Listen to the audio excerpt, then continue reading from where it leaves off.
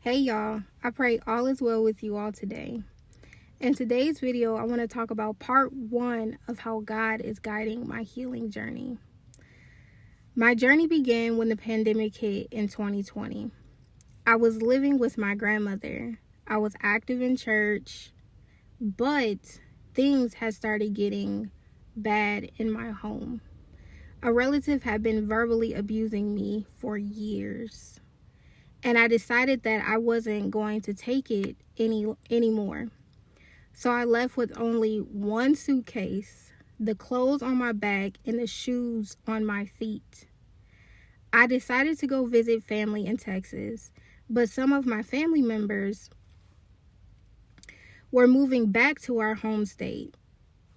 I told myself that I would just move back with one of them once we got back to our home state.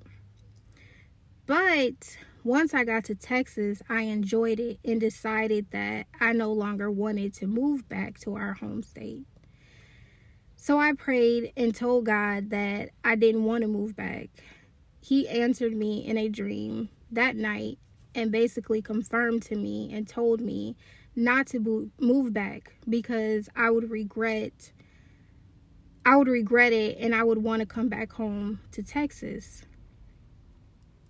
And I'm thinking, well, what in the world am I going to do? Because at this point, the move was still on.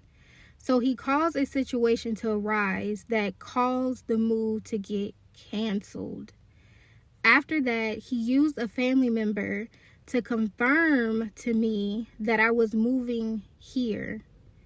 So I ended up staying with another family member, but I knew that I couldn't stay with them. No, not for a long time either. It was no better with them. I wasn't in Texas long before God had blessed me with a job and an apartment. Because remember, I came down here with nothing. I was using one family member's car in order to get to work. Well, once I moved from one of my family members' home, the other family member decided to take their car back from me so I couldn't get to work. So I ended up having to take an Uber to work and sometimes rides from an associate of mine that I knew. God had definitely protected and preserved me.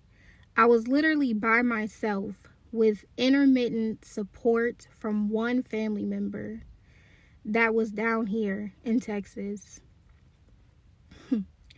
I was getting tired of this process of taking Ubers and getting rides during this period of my journey. I now know that God was building up my faith and confidence to trust Him. I didn't understand that putting my faith in Him is twofold.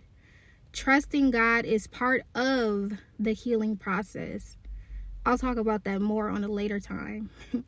During my 90 days of training, I was looking for a car.